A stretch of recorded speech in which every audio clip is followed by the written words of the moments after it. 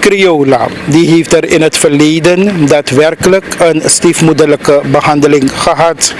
Maar met deze DC van Saramacca merken wij er niets van.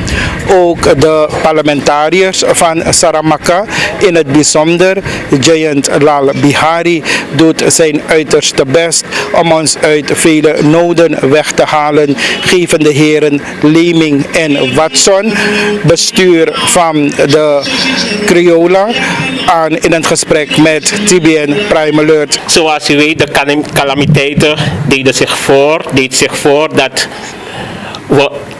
Criola helemaal blank lag. Maar zoals u weet, regentijd verwachten we vaak in midden mei, juni. Dus de regentijd heeft ons verrast.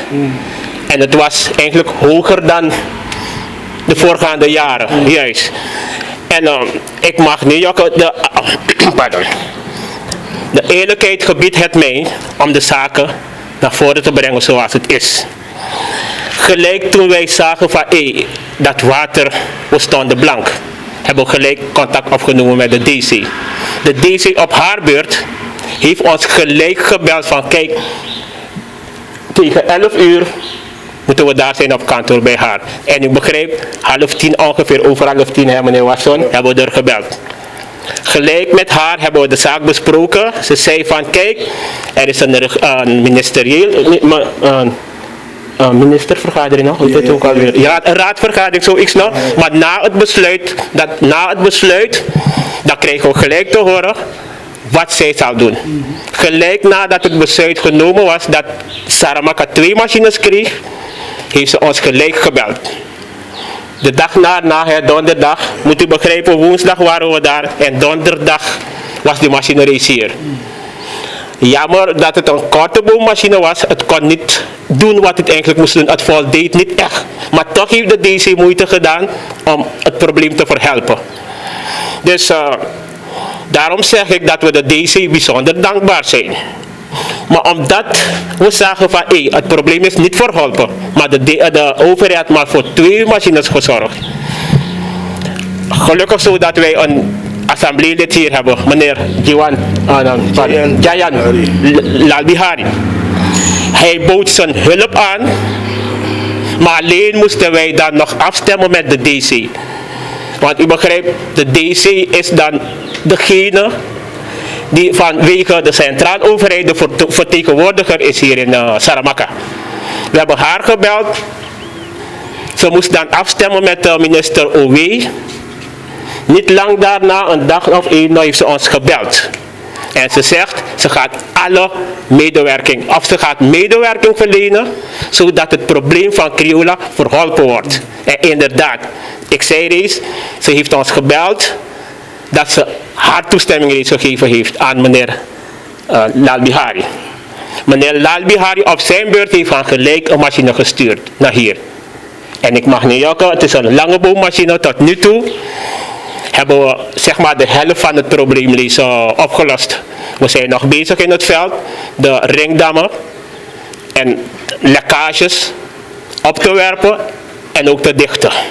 Dus daarmee zijn we nou bezig. Dus daarom maak ik gebruik van de gelegenheid deze DC die we hier hebben te bedanken voor de voorvaardigheid van haar dat wij geholpen konden worden. Want ik begrijp, na 2 weken wat ik begrepen heb, dat mogen we weer hoogwater verwachten. We hopen en geloven dat dat niet meer zal gebeuren, dat we weer onder water lopen. Maar feit is, we zijn nu bezig het probleem op te lossen. En samen met de dingen hoor, Lal Bihari. En wat dan enkele bewoners hebben aangegeven over een stiefmoederlijke behandeling van Criola, dat klopt dus niet? Eigenlijk, ik moet eerlijk zijn, in het verleden was dat werkelijk zo. Dat Criola een stiefmoederlijke behandeling kreeg van de centrale overheid.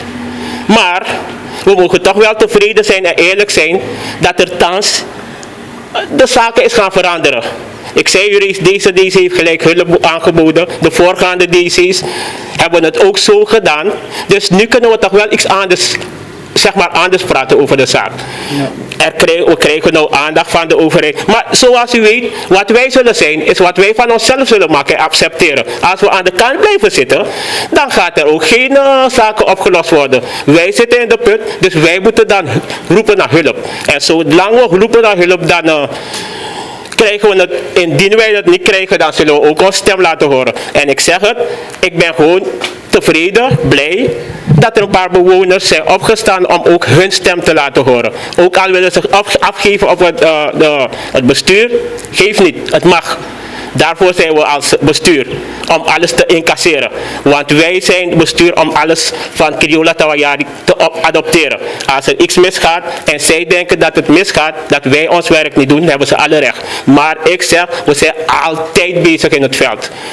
Om aan te kloppen, de problemen op tafel te leggen, daar waar wij weten dat de problemen aangehoord moeten worden en opgelost moeten worden. Dus wij zijn altijd bezig in het veld.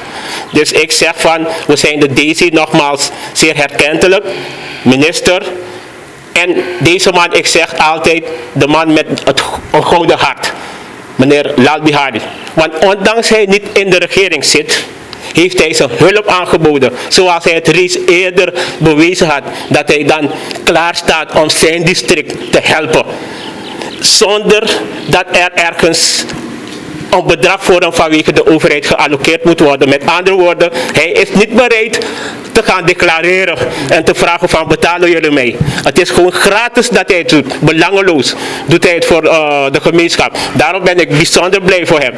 Ik mag ook niet jokken, want we hebben altijd ook een goed contact met al de 3 assembleeleden die Saramaka rijk is. Zoals de meneer Jogi is ook iemand die zijn best doet, telkens maar blijft kloppen voor hulp. Dus wij als bestuur, wij spelen nooit politiek. We houden altijd rekening met de instanties die we rijk zijn. Zoals de RR, we hebben ook een goed contact met RR, DNA-leden. Maar de DC hebben we nooit overgeslagen. Vanaf dag 1 toen we haar uitgenodigd hebben om ontvangen te worden als bestuur, heeft ze niet geaarzeld. Ze heeft ons ontvangen. Daarna hebben wij haar een tegenbezoek gevraagd om in het veld te zijn. En inderdaad, niet lang daarna, meneer Watson, heeft ze een tegenbezoek gebracht, een veldbezoek, een oriëntatiebezoek in Crioula. En ik mag niet jokken voor deze DC. Ze heeft haar bestaan wel doen gelden. Met andere woorden, ze heeft wel bewezen dat ze bestaat. Ze heeft Crioula altijd geholpen. Ik denk ook nog met pakketten en dat soort van dingen. Crioula, Saramaka, Crioula met name, was de eerste plaats waar ze heeft aangedaan. En daarna is ze dan verder gegaan. Yarikaba en geheel Saramaka. Dus ik ben wel tevreden met deze DC. Dus zoals u mij gevraagd hebt, het is niet altijd zo. Inderdaad, ik zei het reeds, Crioula genoot wel een stiefmoederlijke behandeling. Maar we moeten toch wel tevreden zijn dat zaken kunnen gaan. Maar ik zeg, als bestuur zullen we altijd ons stem laten horen. Bij deze wil ik ook mijn verontschuldiging aanbieden aan de gemeenschap. Daar wij dan zaken over het hoofd hebben gezien. Of oogluikend hebben toegestaan dat de ringdam die wij zelf in samenwerking met OW hebben opgeworpen, derde eraan zijn gekomen. En het eigenlijk letterlijk geraseerd hebben, met andere woorden met de grond gelijkt hebben. Dus, en daarom zeg ik, in het vervolg zullen wij als bestuur beter erop letten dat zaken niet uit zijn voegen gehaald worden hier in Crioula. Dat wat wij weten dat gegrondvest is, zullen wij voorzichtig zijn dat men derde niet meer komt en zaken zeg maar in de war gooien. Dus daarom zeggen wij, in hoeverre de wet ons dekt, zullen we dan ook met de DC afspraken maken dat als men hier komt om zaken te doen, met men bedoel ik derde of wie dan ook, om zaken hier te doen, ze ook met het bestuur zullen moeten afstemmen. Zodat wij ook een stukje inspraak mogen hebben. Want dat wat ons laatst is overkomen, dat water gekomen, want het kan dat we misschien op 50% onder water zouden lopen, maar het zou niet zo zijn als men niet aan de ringdammen was gekomen. Maar ik zeg, zoals ik beloofd heb, zolang we er zijn als bestuur, En ook een beroep doen op het bestuur dat na ons zal komen. Om ook zo'n standpunt vast te houden dat men ook met het bestuur zou moeten afstemmen wanneer er wat gaande is hier in Crioula. Dat zaken niet meer, zoals ik zei, uit zijn voegen gehaald werden. Ja. Juist. Heer Watson, zijn er nog zaken die dringend gedaan zouden moeten worden hier op Crioula? Helemaal, maar toch wil ik u vragen om even terug te gaan. Allereerst wil ik ons assembleelid van Saramaka, natuurlijk meneer Jayan Bihari, bedanken. Ja toch? Want hij heeft ons aangegeven, toen hij me belde, vertelde hij dat, luister nou, meneer Watson, ik wil een machine inzetten. Omdat hij tot de tijd al gehoord had dat de machine welke de DC gebracht had, 2 machines, moest natuurlijk opereren in het geheel district, ook kunnen wel begrijpen. Ja toch? Iedereen wil dat zijn of haar een perceel blootgesteld wordt aan water. Maar de DC heeft geen 50 machines. 2 machines. Gedelegeerd naar verschillende resorten. Ja toch? Ik wil meneer Lalbihari bedanken. Omdat hij ons heeft gevraagd om contact te maken met de DC. Alleen maar om toestemming om zijn machines te plaatsen. En we praten over een stiefmoederlijke behandeling. Maar we weten met z'n allen dat het budget van de DC's niet toereikend zijn. Ja toch? In Saramaka hebben we 6 resorten, waarvan het resort Yarikaba het grootste is. 50.000 kan echt niet ervoor zorgen om alles in alle districten te doen. Dus hier bij deze via uw medium wil ik natuurlijk de regering vragen om wat eraan te gaan doen. Want 50.000 voor het district is nothing. Ja toch? Gelet op Yarikaba, de grootste district, en de andere 6 districten. De commissaris heeft geen toverstok. Ja toch? Men moet niet alles dumpen voor de commissaris. Want ze is ook afhankelijk van de centrale overheid. Ja toch? Maar zij ontvangt de klappen van de zweep. En ik vind dat niet eerlijk. En om terug te komen op hetgeen door uw medium gezegd is naar de commissaris. Ik bedoel misschien emotioneel, hè. Die mannen hebben geïnvesteerd, de landbouw, en het doet je pijn. Ja toch? Maar de DC is ook gebonden. Ja toch? De DC zit ampertjes een jaar. Ja toch? En we hebben natuurlijk mooie ervaring met de DC. Ik weet niet hoe het daaraan toe is gegaan. Maar wij kunnen de DC niet op een heel vervelende plaats zetten. En op ja toch? Het kan niet. Als DC, kijk, iedereen maakt fouten. Ik heb ook fouten gemaakt. U ook, iedereen. Er is 1 persoon die nooit een fout heeft gemaakt. Dat is de Heer daarboven.